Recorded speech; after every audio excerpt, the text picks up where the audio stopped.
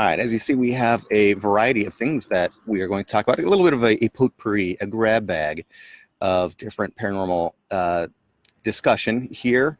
As we always start out, a little bit of a what's going on in the world recap, and I'm really not going to spend much time on this. I don't know about everybody else, but for me, this was like the most depressing week. I don't know why. It just all finally hit me.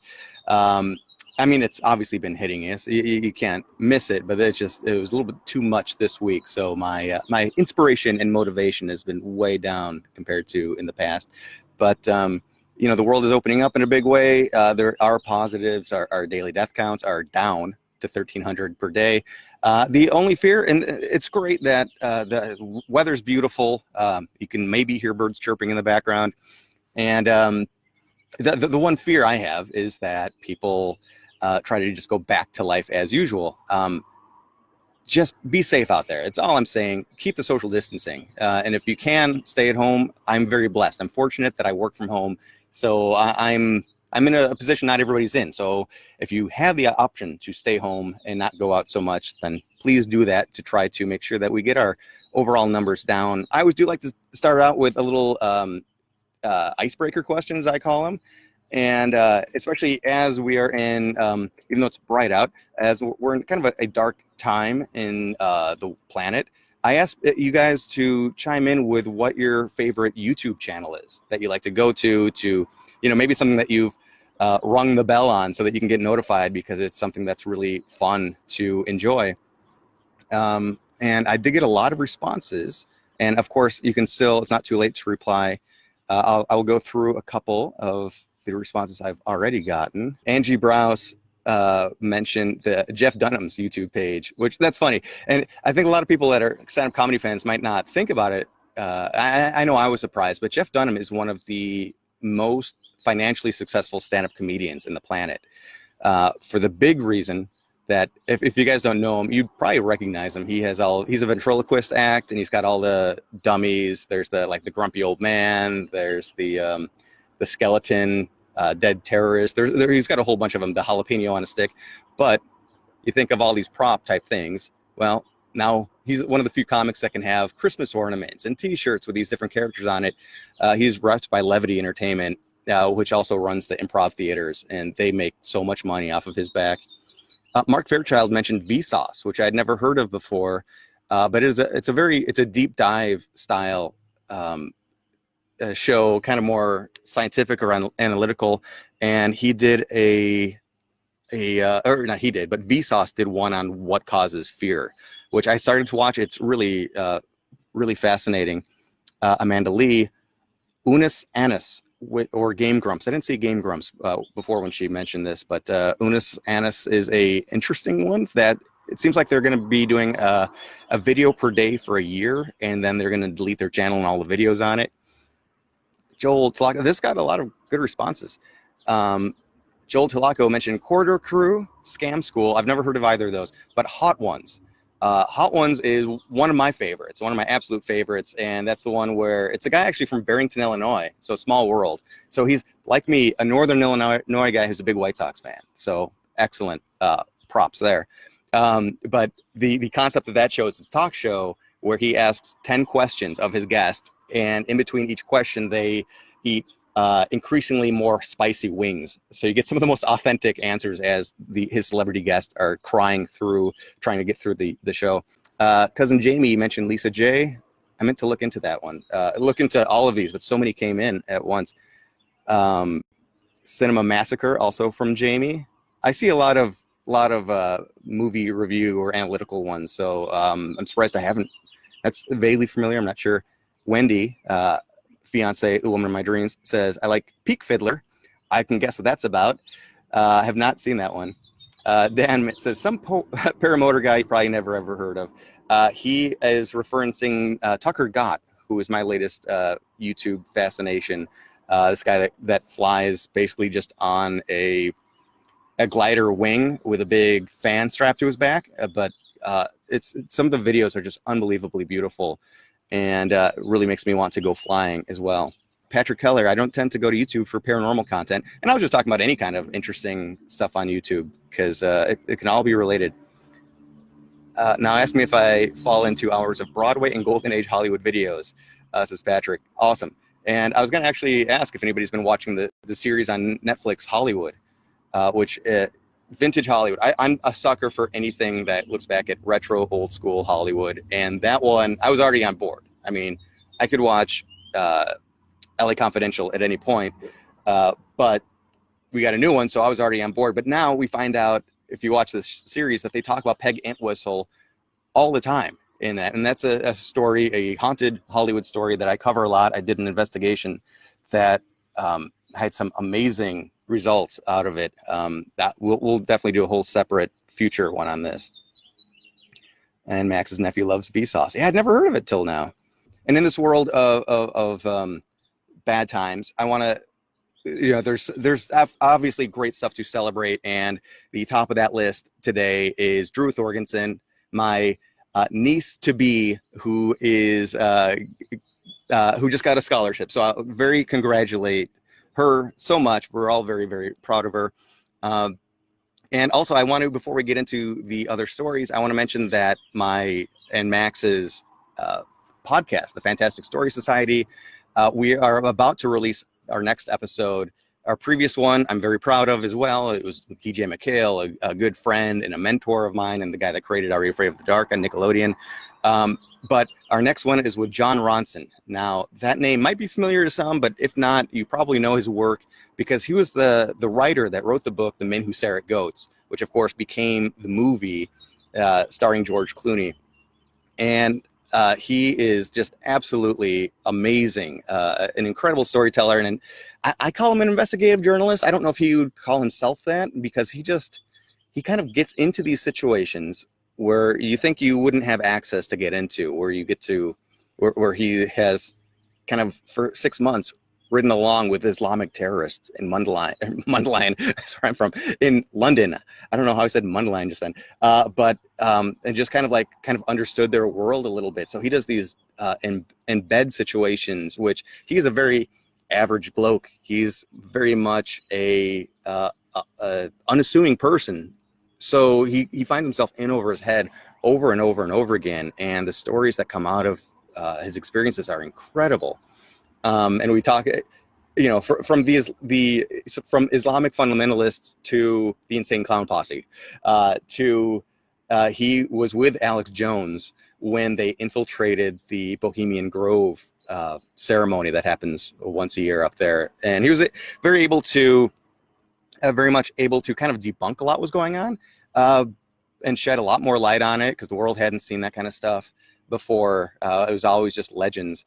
But also, well, Patrick Keller says he's interviewed Uri Geller, which is great. It's a good tie-in, because Uri Geller is mentioned frequently in The Men Who Stare at Goats as being one of the potential operatives that the government was trying to utilize to see, hey, can we use psychic powers for Homeland Security? Really incredible stuff. But also, Jon Ronson found himself being tailed by the Bilderberg group as he was trying to kind of get on the inside of what was going on there. Really, really great interview. An incredible number of different stories.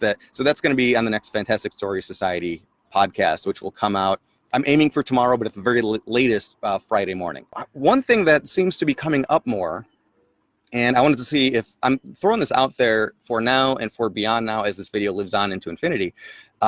It seems like a lot of people are experiencing hauntings in their own home now. Car backfires, in their own home now, and they may have lived in this home for several years and had no ghost stories, and now suddenly they're having encounters with something from the other side. Ted and Robin is a great example of this. The couple that run the Haunted Galena Tour Company, they've lived in this old school house built in the 1800s, and they've lived there peacefully for a long time. They've brought so much love into the home, and really fixed it up a lot, because it was in quite a state of disrepair when they first moved in.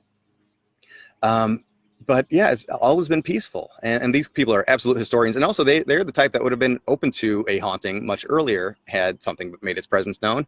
But it's taken until just the last couple of weeks that something is very overtly appearing, like physically manifesting and appearing. making sounds, but also like the full body apparitions are being seen up close. And you should check out the Haunted Galena Tour Company on Facebook and to watch the replay of their event last Friday, where they go into detail talking about it. I know Amanda, who is, I don't know if she's watching this time, but last week she mentioned that she's having occurrences at her house where I believe she had commented that she'll be taking a shower and then the curtain will just throw itself completely open. So not like a little breeze or something, but something very overt that you can't at all miss. And my mom had mentioned, and I've been, I wasn't sure if I should mention this or not, but yeah, my sister has had, so she's got a young child that still is in a crib, that age, and she's got a motion detecting camera in that room to let her know when he's up and he's stirring.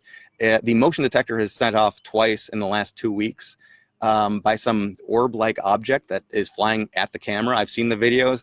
It's always really tough. I could probably do a whole episode on orbs because they're such a fascinating and controversial aspect of the paranormal. And I always think that you can't describe an orb as a paranormal phenomena unless there's some other thing accompanying it. Maybe an EMF spike or a voice is heard, something like that. We don't know. And they're honestly kind of spooky looking. Oh, and we may have had something happen here at the house. Not really sure. We had one event that I did not witness. Wendy did. And I guess we're open. We got our eyes peeled at this point to see if anything continues. That was over a week ago when something happened. Ayla wanted to mention Ouija boards. That was one of her suggestions. And I have to say, well, first off, again, What's Your Ghost Story is all about community. It's all about sharing personal stories, sharing historical information if you have it. And I'm going with Ayla to talk about Ouija boards while I don't have any personal stories myself. I only used one once, and really I only did it because I didn't believe in it. You know, like there was nothing to fear because I don't think Ouija boards are anything, or anything to be exceptionally afraid of. Can they work? Sure, I don't see why not. But to me, they are just as spooky as using an EMF detector or using an audio recorder or using any kind of a paranormal investigation tool. Everybody says Ouija boards are so evil because you're opening the doorway of communication. Like, well, isn't that what we're always doing when we're investigating? So therefore, to me, they are just as evil as anything else we use, which I don't think anything else is evil too. And I think if I believe that many more things were classified as evil, I probably wouldn't do this so much. Although I do have to admit, I don't have nightmares much, and last night I had a really freaky haunted house dream. So I guess I was just getting ready for today. Maybe the orbs are grandparents looking in, said my cousin, which that is one of the theories right now, because we do have, the orbs began after my sister brought a whole bunch of objects in from my mom's house. Was there an attachment to that? And it's actually funny that actually it was Wendy that suggested we do something about haunted objects today. And I don't have enough stories on my own of that, but who knows? Maybe we have one in the making now, because my sister said this stuff has not happened at all until she brought in all of these items from my mom's house. And we have had nothing huge and scary, but we have had incidents at that house. That is in Mundline, not London. Max, Scott, I got to tell you my sister's O.J. Simpson story and consider it for a future of our Fantastic Story Society episodes. Now that is my co-host, Max, whose sister, is it Erin or Carrie, who actually does have a really good Ouija board story. And Max, if you can mention it in here, I think we actually talk about it in one of our episodes. Allie, what was the something? Okay, so obviously I was being cheeky and not mentioning anything, but Wendy was woken up by something brushing her leg. So it felt like a hand that was touching her leg, and no, for once it wasn't me creepily doing that to her. Yeah, I have no idea, and we don't. And we were saying we should set something up so that you could tell if there was a handprint left behind. But fortunately, it's only happened the one time. We'll see. We'll see. And I'll say the one time I did use a Ouija board, actually, Max, you were there, I believe. We were in Venice, California. I was with Jordan Murphy, and I can't believe I'm blanking on her long-term boyfriend's name. And they had a glow-in-the-dark Ouija board. I'm like, well, it was Erin's story. Max Tim's sister Erin had the story of a Ouija board during a slumber party that accurately predicted with a lot of intricacy who the next coach of the Chicago Bulls was going to be. It's a really fun story, and definitely not something that the kids would care about, would know about. Erin and her friends, would they, you know, and the question was asked by Max's dad, Max and Erin's dad, like, well, okay, if you can predict the future, who's the next coach of the Bulls? And they got this long drawn out, basically scavenger hunt. It's like, go look for this book on the bookshelf, and they found the book, and they said, turn to this page, and like this number word in is who the coach will be. And they found the book, and it, eerily enough, the page was already earmarked. And then they went down, and the name on the page was Jackson, or the word on the page was Jackson. And Max's dad was like, well, I mean, Phil Jackson is one of the candidates, so that's weird. And then sure enough, that was the guy that ended up getting the job. So what the hell? I think they actually also had some creepier stories beyond fortune telling, future soothsaying. But yeah, when we were in Venice, they had Jordan and her boyfriend. Both of these people actually had their own ghost hunting shows on A&E at one point in time. They each got six episodes out of it. So good for them. I'm striving to get to that point. Even one episode, I'd be down with.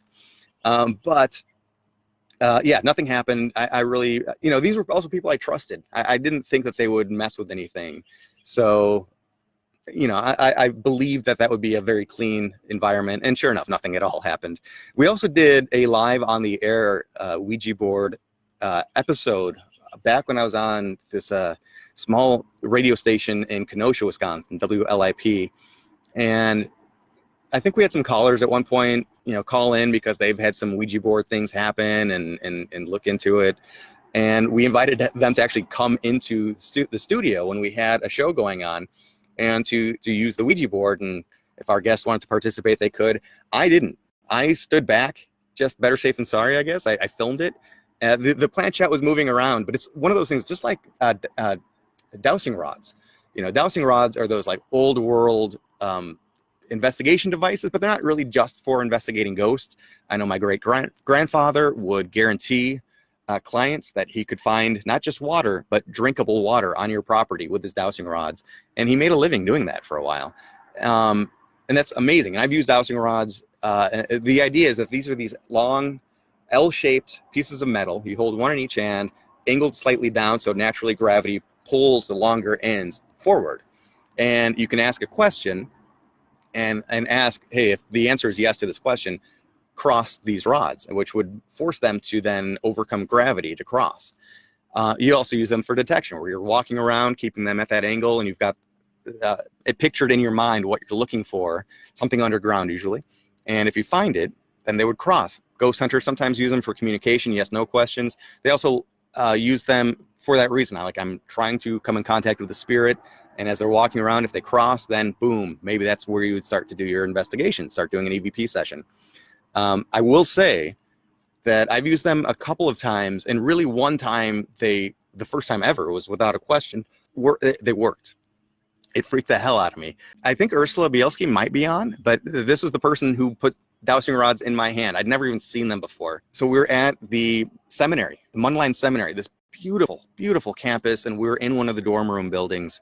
And this is a place that you could actually stay overnight. I think it's like 25 or 35 bucks a room. Because once upon a time was this huge university to train priests, and there's just not that level of enrollment anymore. So for a little extra cash, they'll rent out these rooms in this massive and beautiful. I can't tell you how beautiful it is. It's one of the most beautiful places I've ever been in my life. So you could actually stay overnight in these old dorm rooms. And so I was excited to see these dowsing rods for the first time, and I'm holding them and I'm thinking about water. And of course they're not doing anything. And I'm start thinking about ghosts. I'm like, well, let's start with something I know is here. And in my head, I picture hardwood floor, which is what I was standing on. So obviously it's underneath me, and they crossed. They defied gravity, they crossed, and I set them down on the counter and walked away because it gave me the chills so bad that when you have something like that happen, you're holding them and they're physically moving, and you know they shouldn't be physically moving. That's pretty remarkable. And you know, I posted something, this is years ago, where Josh Gates uses them for the first time, and they're moving, and he's just blown away by it. I've seen this over and over again. All these skeptical people saying, well, this isn't going to work. And then they work, and it freaks the hell out of them. And I was one of those people. Therese Lenz, Scott, do you do ghost tours? I seem to remember that. Lake Geneva, question mark, would be fun this summer. So let me tie in. Lake Geneva ghost tours are run by American Ghost Walks, Mike Huberty's company. And I used to do ghost tours. I do them every so often through Ursula Bielski up throughout Lake County, I should say. And I used to give them all the time in downtown Hollywood, in Los Angeles. And when the world allows for it again, we hope to get that company going again. But that's a little bit further down the road. But yeah, I don't know. I might do some virtual ones in the meantime. We'll see. It's a little, we don't have it planned. But yeah, okay. So Max actually already replied to Therese. Yeah, the Lake Geneva Ghost Tour, I've taken it with Wendy. It is amazing. It is really, really well done. Did you ever research Barrett College or Lake Forest, or in Lake Forest? Of course, it's closed now, but when I went there, I heard it had many creepy things. Yes. And I believe you have my book. Let me know if I'm wrong on that. I think you do.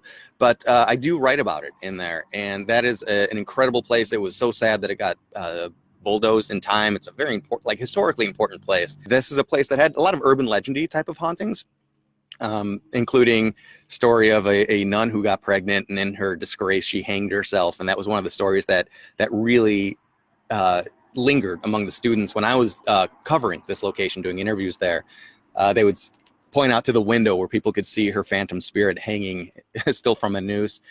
The chapel apparently had unnaturally this like intense floral smells on occasion that people would observe. There is a cemetery on the grounds of nuns and priests who had worked there and passed away over the years. People would report some occurrences in that place. But really, it was just a beautiful, beautiful estate. And I do wonder, anytime a haunted building is torn down, as this is the case, you wonder what hauntings remain, if any spirits remain, especially if residual hauntings continue to go on. Imagine if that was real, and maybe it was, for all I know it was, that people would see a phantom nun hanging from the window. Well, the building is gone, but now people maybe still see a phantom nun hanging the equivalent of 3 stories in the air. That would be a fantastic story, as we say. New Orleans trip should happen. It absolutely should. I've barely been there. I was there. Sunspot performed one night, so one night only. Show happened, and then we were back on the road again. But that was my only very brief time ever in New Orleans. But I really want to go back. In that time, though, while we were there, we did stop off for a nightcap. Wendy, maybe you can help me out here, because I can't think of the name. It was a blacksmith shop, very notoriously, famously haunted blacksmith shop, because it was a pirate that ran it, and it was maybe a little bit of a cover for being able to hold meetings, being able to hide his ill-gotten gains. But while we were there, naturally, we talked to the wait staff, the person that was waiting on us, and said, hey, have you ever experienced anything here? And in this far back dark corner, people would say they would see a shadowy form here, a dark figure, which, okay, that's great. And oh yeah, Lafitte's, John Lafitte's blacksmith shop is, thank you, Lisa. But she'd never seen anything back there. But she said, we did see something outside the window once. So we got this photo of it. Usually when you see a ghost photo, you're like, I kind of see something. Maybe there's something there. I'm not sure. But this was just unmistakable. There was this shadow figure standing outside of the building, looking in through the window. It was enough to give you goosebumps for sure. Oh, so before I totally get off topic on the Ouija boards, if anybody, so I don't have any of my own stories, but if anybody else does have their own, feel free to message me or put them in the comments, however you want to share and continue this conversation. I do want to give a shout out to Robert Murch, who is a wonderful person, absolutely wonderful person. And you can't talk about Ouija boards without talking about Bob Murch, because he is the quintessential historian about the history of the Ouija board right now. We were able to see him speak up at the Michigan Paracon. We've met him, I think, maybe twice up there. He is a guy who got just absolutely fascinated with Ouija boards in general, and not even from a paranormal standpoint, but just from what's the history, what's the truth behind the Ouija board, and really uncovered everything you could possibly uncover. He's friends with the descendants of the family of the people that created the Ouija board. He got he found where the Ouija board was actually named. And of course, one of the great stories is that they asked the Ouija board and it spelled out what it wanted to be called. That might be a little bit legendary. I'm not exactly sure where the truth is on that one, but it's such a great story. I love it that it named itself. And today, modern day, the site where the house once stood, where the Ouija board was named, is now in Baltimore a 7-Eleven. So Bob was able to go in and talk to them about their history, and they were all for it. And he was able to get a plaque put up inside the 7-Eleven that signifies the fact that this is where the Ouija board was named. And Wendy and I went to the 7-Eleven, and that is why, for me, Ouija boards will always be associated with peanut butter and jelly donuts, which is a mind-blowing experience. It's the best donut I ever had. But we also went to the site where the Ouija board was first manufactured, which is a big factory building, and kind of, there's always got to be some darkness, right? The creator of the Ouija board actually ended up falling off of the roof to his death on that site. I couldn't remember. I don't think there are any ghost stories associated with it, but it was still really interesting to go and check out all of these sites. John Dreiska, when I first, weeks ago, put up a request, does anybody have any topics you want me to talk about? He always requests haunted cemeteries. And it's such an open-ended topic that it was hard to approach. But I figured I would tell a haunted cemetery story of my own that does not come from the book. And Jamie, yes, we could do a whole episode on scents, phantom smells. There are a lot of good ghost stories that have to do with, like you said, cigarettes. Actually, Lake Forest College had one where somebody saw an apparition, and then the smell of cigar smoke filled the air. There's lots of them. And I had this idea for the show that every so often I should just kind of like play Russian roulette, just pull up a random thing from Rosemary's book, because it really does have everything you could possibly want to talk about when it comes to the paranormal. I'll always recommend this book, Encyclopedia of Ghosts and Spirits, Rosemary Ellen Guiley, who passed away just about a year and a half ago, maybe. And so today I opened it up, and wouldn't you know it, I came to an entry about a haunted cemetery. So John, this one's for you. It was meant to be, for sure. It's a short one too, but this is a fascinating one I can't believe I'd never heard of. And this is Swan Point Cemetery, the most famous cemetery in Providence, Rhode Island, where the horror writer H.P. Lovecraft is buried. The cemetery on Blackstone Boulevard was founded in 1846 as a 40-acre site. It was modeled after Victorian cemeteries, in which burial grounds were designed more like parks with benches and picnic grounds. Lovecraft is said to haunt these grounds. Fans of his stories attend the annual tribute around the time of his death, March 15th, in hopes of experiencing his presence. Apparitions of Lovecraft have himself been reported. He is believed to always attend his tribute in some way and give a sign. For example, one year, a cackling arose during the ceremony that was seen as a sign of his presence. Another year, a short snowfall occurred. This tribute is sometimes pushed back to early April in hopes of more favorable weather. So especially since John is a New Englander who requested the haunted cemetery story, I wanted to talk about, think about haunted cemeteries. First off, the one that comes to mind, obviously Bachelor's Grove always comes to mind. That's such a famously haunted site in the south suburbs of Chicago, but it's so well covered. I could definitely do a separate episode just on that. Beyond Bachelor's Grove, Archer Wood Cemetery is one of the creepiest cemeteries, but I think I'm going to do a whole separate issue or episode of this covering my original documentary that I did back in 1999. And Archer Woods was one of the really, really creepy places that we covered in there. Vanishing houses and legends behind them. Yeah, that would be great. Bachelor's Grove has one of those. And of course, White Cemetery on Cuba Road has one of those as well. And we could easily do, and probably should do, something just about Cuba Road, because that is such a popular search term. I think a lot of people it's continually one of the hot spots in Northern Illinois for just a huge variety of haunted locations. I thought it would be fun to talk about Horsman, Horsman Cemetery, which is down in central Illinois. Wendy and I headed down there on our way. Where the hell were we going? I think we're actually heading out to see my aunt and uncle out in Tennessee. And so we stopped at a whole bunch of haunted locations on the way. And this is one that really takes the cake. It is so remote, middle of nowhere. You get off the highway and suddenly you're on just small farm roads for a long time. And those farm roads become smaller and smaller. And eventually gets to be barely more than a single lane with no shoulder at all. and you go up this hill, and kind of nestled back in the woods is this small cemetery. And it's really beautiful. It's got lots of rolling hills. It's on the peak of a hill. So the cemetery just starts up here and just falls off into the woods.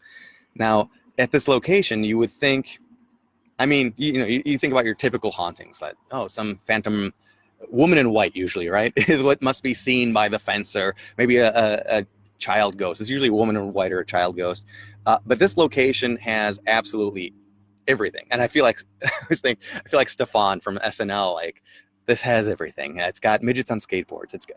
It has in the area, people have observed your typical CIA black spooky helicopters. They've had cattle mutilation. So you've got the UFO alien aspect of it all. You also have cryptids. Boy, I feel like I think there was some upright canid type thing, a dogman type creature that has been seen in the area. But the thing that has been seen since Native American, ancient prehistoric times is kind of a dragon type flying creature in this area. People talk about the Chicago Mothman, which is BS, but how is this not getting press? There's a dragon in central Illinois. People will see a ghost of an elderly man. So you might think, start to concoct a sympathetic story that maybe he's visiting the grave of his long lost love or something along those lines, or just hanging out at his own gravesite. But no, this guy is ornery, and you guys will see each other from across the cemetery, and he will start to charge you as if he's about to beat you down. But right as he's about on top of you, he vanishes. So this location is unbelievable in that it has so much different type of activity going on. Again, cryptids, UFOs, and a very confrontational ghost. So yeah, I would love to. We did an investigation there. Wendy and I did, as we were traveling through on our way to Tennessee. I don't think we had anything unusual happen. Both we had the EMF detectors out looking for energy spikes. We had digital voice recorders out trying to do an interview, elicit a response to questions. We didn't get any responses, but also it was very buggy, and the bugs were very loud. So it was hard to, if any whisper came across, it would have been completely swallowed up by all of the natural sounds. It is such a small, remote location, but I would love to, like, this is a place that you could do a whole podcast series about, probably. It would be fun to do a lot more in-depth investigation here, and even just to put up trail cams or motion activated cameras, or my sister's nanny cam, because obviously that's good at catching ghosts. But yes, thank you everybody for watching. What'sYourGhostStory.com is the channel. Again, the next couple days, the Fantastic Story Society, our interview with Jon Ronson, who is just a writing and investigative hero of mine, will be going live. I hope you all do take a listen to it, because it is quite entertaining. Thanks for tuning in once more, and I'll see you in a week.